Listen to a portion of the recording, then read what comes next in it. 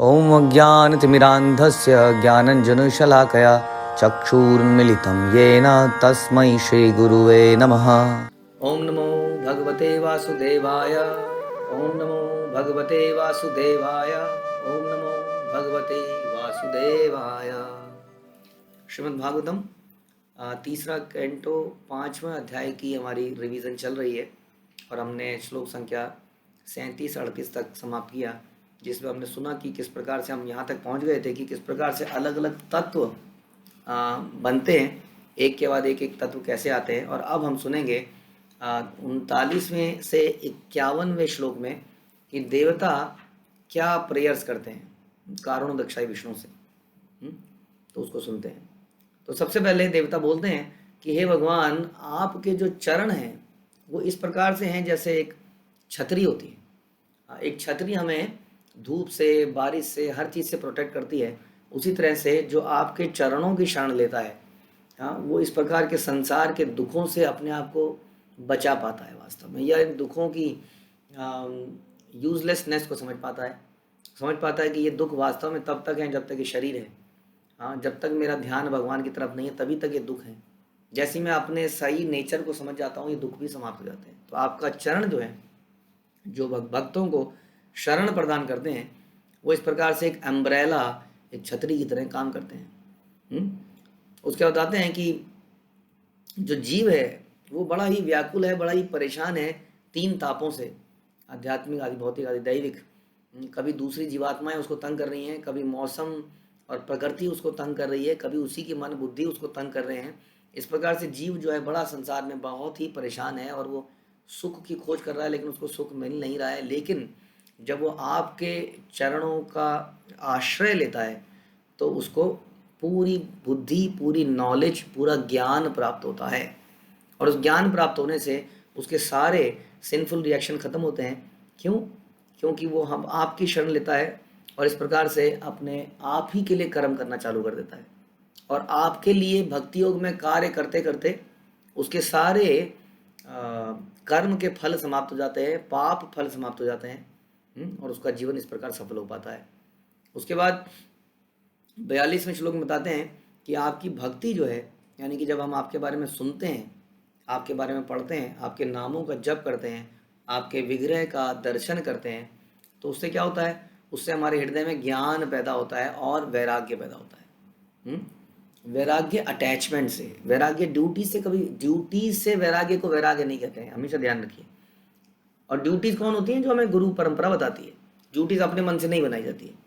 Duty हमें शास्त्र, गुरु परंपरा बताते हैं और भगवान अक्सर बताते हैं। जैसे भगवान गीता में कहते हैं कि अपने अपने आश्रम में रहते हुए आपको मुझे मेडिटेट करना है, अपने अपने आश्रम में।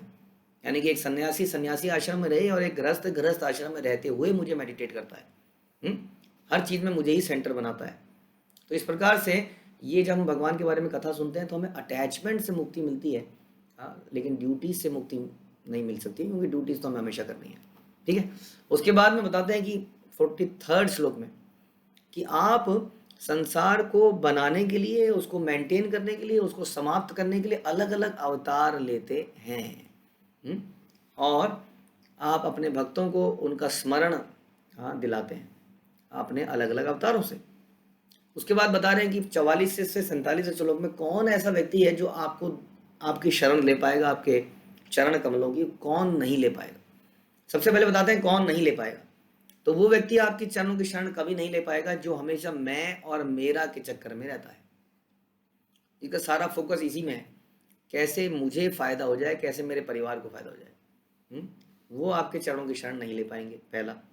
दूसरा, जो व्यक्ति ऑफेंसिव है, बहुत ही एग्रेसिव है, हमेशा दूसरों का अपमान अपमान अपमान करता रहता है, वो कभी आपके चरणों को नहीं प्राप्त कर पाएगा। लेकिन भगवान के शुद्ध भक्त, वो हमेशा आपके चरणों की छाया को प्राप्त करते हैं। जिनके अंदर, कौन है शुद्ध भक्त? जिनकी अन्य अभिलाषिता शून्य, और कोई अभिलाषिता नहीं है, केवल भगवान को प्रसन्न करना ही उनकी एकमात्र अभिलाषिता है, वो आपको प्राप्त अवश्य ही करेंगे। और वो जो सिंपली, जो लोग आपकी कथाओं के अमृत को सुनते हैं और भगवान की भक्तिमय सेवा करते रहते हैं, वो भगवान के धाम को प्राप्त करते हैं। ये सारी प्रेयर्स बोल रहे हैं देवता लोग और बता रहे हैं ज्ञानी और भक्त में क्या अंतर है। बता रहे हैं कि ज्ञानी जो है अपना मेंटल कंकॉक्शन करता है, अपना कई सारे विचार चिंतन करता रहता है, तर्क वितर्क करता है, बहस करता है, डिबेट करता है।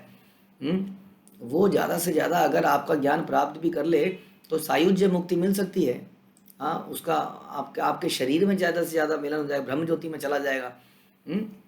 लेकिन जो आपके भक्त हैं, हाँ, वो केवल आपको सर्व करना चाहते हैं, उसको संसार का कोई दुख उसको विचलित नहीं कर पाता। लेकिन ये जो लोग हैं जो इस प्रकार से निर्विशेषवादी बन जाते हैं, उनको बड़ा कष्ट, बड़ा दुख होता है। उसके बाद 48 से 51वें श्लोक में वो भगवान से फिर से प्रेर करते हैं कि भगवान, हम आपसे प्रार्थना करते हैं कि अभी हम लोग डिसयूनाइटेड हैं, हम लोग अलग थलग पड़े हुए हैं। हमको आपने अपनी सेवा के लिए बनाया तो है, लेकिन हम अलग अलग थलग पड़े हुए हैं, अपने आप को साबित करने में लगे हुए हैं। जैसे कि संसार के हम लोग भी अपना अपना एग्जाम्पल लें, हर कोई संसार में अपने आप को साबित करने में लगा हुआ है। हर कोई सोचता है कि मैं 20 साल का हो गया, 25 साल का अगर हो गया, 30 साल का हो गया, तो मुझे साबित करना है कि मैं अच्छा कमा सकता हूँ, मैं अच्छी डिग्री प्राप्त कर सकता हूँ, मैं विदेशों का ट्रिप मार के आया हूँ। हर कोई अपने ज्ञान को, अपनी अचीवमेंट्स को साबित करना चाह रहा है, इसलिए हम लोग डिसयूनाइटेड हो गए। वास्तव में हम सब लोग छोटी छोटी चिंगारियों की तरह हैं, है ना। हम लोग बहुत ही छोटी अंश हैं भगवान के। अब आपको पता है, चिंगारियाँ अगर एक साथ मिल जाती हैं तो मशाल और अग्नि, प्रचंड अग्नि भी बन सकती है, लेकिन अलग अलग उनका कोई अस्तित्व नहीं है। तो यदि हम सब लोग मिल जाएं और मिल के हम भगवान की सेवा करें, इससे भगवान को भी बहुत प्रसन्नता होगी और हम भी सर्वाइव कर पाएंगे, कुछ कर पाएंगे। हम अलग अलग पड़ गए तो हम कुछ नहीं कर पाएंगे। इसलिए वो कह रहे हैं कि हम जो है कुछ ऐसा आशीर्वाद दीजिए कि हम लोग आपके प्लेजर के लिए, आपके प्रसन्नता के लिए एक साथ मिल के कुछ आपकी सेवा कर पाएँ। और बताइए कि किस प्रकार हम आपको प्रसन्न कर सकते हैं और कैसे हम संसार की हर वस्तु को आपको पहले ऑफर करें, जिससे कि सारा संसार के जीव तृप्त हो पाए। यानी कि हम कैसे पेड़ की जड़ में पानी डाल पाएँ, जिससे कि पेड़ की हर पत्ती को पोषण मिले। ऐसी ऐसी हम पर कृपा कीजिए। क्योंकि अक्सर हम क्या करते हैं, अक्सर हम जो भी हमें मिलता है उसको अपनी जेब में डालना चाहते हैं, अपनी प्रसन्नता के लिए ही यूज़ करना चाहते हैं, चाहे पैसा है, चाहे खाने का आइटम है, अगेन मैं और मेरा उनको मिल जाए। लेकिन ये बता रहे हैं, देवता लोग बता रहे हैं कि भगवान आपने हमें बहुत चीज़ें दी है ना, देवताओं को सारी चीज़ें मिली हुई है ना, कोई तो है ना, बारिश है, अग्नि है, या जो भी ऑपुलेंसेस हैं, धन है, वो जीवात्माओं को देते हैं, रिलीज करते हैं बेस्ड ऑन द कर्मा। भगवान ने उनको होलसेलर, रिटेलर बना रखा है, लेकिन वो देने वाले उनको भगवान ही है। कहीं ऐसा ना हो कि हम इन चीज़ों के मालिक बन जाएं, जैसे कि इंद्र को लगा कि वो वर्षा के मालिक ही हैं और उन्होंने वृंदावन को डुबाने का प्रयास किया। और इसी प्रकार से हमारे पास भी बहुत संपत्ति है, बच्चे हैं, घर है, कहीं इसको हम अपना ना मानने लग जाएं और हम हर चीज़ को कैसे आपको ऑफर करें, ताकि संसार, तभी ये संसार बिल्कुल बढ़िया से चल पाएगा। हे भगवान, आप इस संसार के ओरिजिनल सोर्स हैं, कारण हैं, देवताओं के भी कारण हैं। आप सबसे पुराने हैं और अपरिवर्तनीय हैं। आप कभी अपने यौवन को छोड़ते नहीं हैं, आप कभी भी पैदा नहीं होते हैं, फिर भी आप इस संसार के अंदर आते भी हैं और इस संसार में जीवात्माओं को डालते हैं, ताकि वो जीवात्माएं इस संसार में शुद्ध हो सकें और दोबारा से आपके धाम में जा सकें। इसलिए अंत में बोलते हैं कि हमें अपना मार्गदर्शन कीजिए, अपनी भक्ति का मार्ग दीजिए, उस परफेक्ट बुद्धि, वो परफेक्ट बुद्धि दीजिए, ताकि हम आपकी सेवा कर सकें, जिसके लिए हम सबका क्रिएशन हुआ है। ऐसी हम पर कृपा कीजिए। तो इस तरह से हमने भी सीखा था कि इस प्रकार से हम भी जब कोई कार्य करते हैं तो इसी प्रकार से प्रार्थना करें कि हे भगवान, मैं ये कार्य आपकी प्रसन्नता के लिए कर पाऊँ और मुझे ज्ञान दीजिए, चाहे मुझे गुरु द्वारा निर्देशन दिलाइए, ताकि मैं इस कार्य को आपकी प्रसन्नता के लिए कर पाऊँ। नहीं तो ये काम क्या बन जाता है, कर्म बन जाता है। और कर्म से क्या होता है, उसका फल होता है। उस फल से क्या होता है, फल के चक्कर में बार बार संसार में आना पड़ता है। तो कार्य करने का जो कौशल है वो है कैसे अकर्म किया जाए, केवल कृष्ण की प्रसन्नता के लिए, ताकि हम ये सुख दुख के चक्कर से निकल पाएँ। तो देवता बहुत ही सुंदर प्रार्थना करते हैं before starting the job of administrating the material world. इसी तरह से हम भी छोटे छोटे देवता हैं अपने अपने घरों के, अपने अपने। तो हमें भी यही प्रार्थना करनी चाहिए कि हम अपने घरों को ऐसे लीड कर पाएँ कि सब कुछ पहले भगवान को ऑफर हो। घर में ऐसा सिस्टम हो, घर के मुखिया के ऊपर खासतौर पर ये जिम्मेदारी है। कि ऐसा ना हो कि हम जब घर में कुछ लेके आए सामान तो बच्चे उसमें टूट पड़े, पॉलीथीन को फाड़ दें, आम आम आम आम, एक ने डाला मुंह में, दूसरे ने डाला मुंह में। हाँ, इस तरह का बर्ताव ना करके हम क्या सोचें, हम सब लोग अरे आम है, चलो पहले इसको धोएंगे, भगवान को ऑफर करेंगे और फिर प्राप्त करेंगे। तो मुखिया का कार्य है कि भगवान हमारे घर के सेंटर बने। यहाँ पे देवता यही प्रार्थना कर रहे हैं, क्योंकि देवता भी एक तरह से यहाँ मुखिया का काम करते हैं।